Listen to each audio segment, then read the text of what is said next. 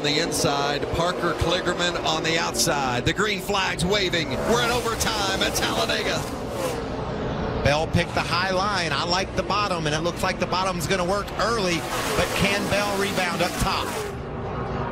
Well, the thing I don't like is that gap from Grant Enfinger in the 98 truck, the second truck on the top, to the truck behind him, and all those trucks on the bottom were formed up. So we'll just have to see if that top line can ever make up ground.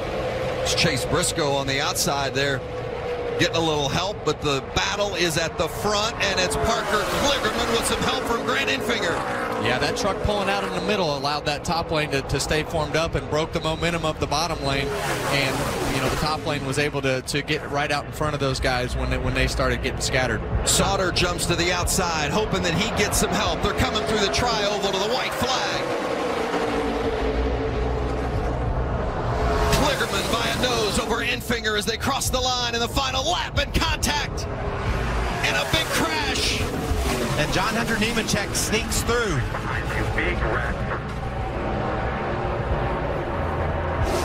And the 8 of John Hunter Nemechek escapes, and it's going to be Parker Kligerman for the second time, a winner at Talladega. The small team, and there's Chris Carrier. He said it. We're not one of the mega teams. He said, don't take your eye off of it. You won't want to miss it. And wow, Parker Kligerman does it.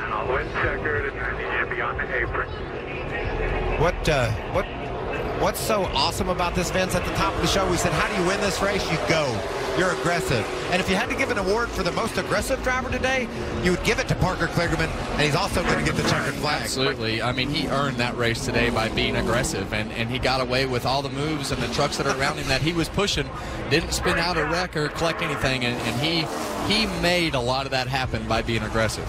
His second career win, and they've both come right here at Talladega. That crash was exactly what Chase Briscoe didn't want to see, because it enabled John Hunter Nemechek to pass those trucks as they were crashing and grab those valuable points. Look at the damage on that truck of Nemechek. Well, and he's going to finish 6th. You know, he made it through all that, and is going to wind up finishing in 6th spot. And like we said earlier, it doesn't matter how pretty it is. It just matters what the results look like. I didn't know how long they were going to make it, Vince, but I knew there was no way they were going to make it all the way to the checkered flag. Watch this restart. Watch how aggressive these racers are. Well, you see the 3 trucks on the bottom that were formed up, and 3 is going to be better than 2, and the 51 is going to come into this mix. But when it all gets shaken up is when the 24 truck, the second truck in line on the bottom, pulls up into the middle right here. It's going to break. The bottom line is going to take off, but it's going to break all the bottom line's momentum when he pulls out right here. And then look at the push right to the front. The 24 gets out of position in the 75. And then Johnny Sauter couldn't make up his mind that he needed to go with the 24. I don't think he liked what he saw there. He thought his best chance was to hang low, and did just that. That ended the chances for the 24 to win. But look at the door it opened for Sauter. He makes a great run there, but no one followed him. Yeah, and I think the 24 was really expecting Johnny Sauter to go with him there as he broke out, and that just didn't happen. 9 of the last 10 races here at Talladega. The final lead change has happened in the last couple of laps. Happens again today as you see the carnage before they could get to the finish. On the white flag lap, the heavy damage, and Parker Kligerman gets to the front and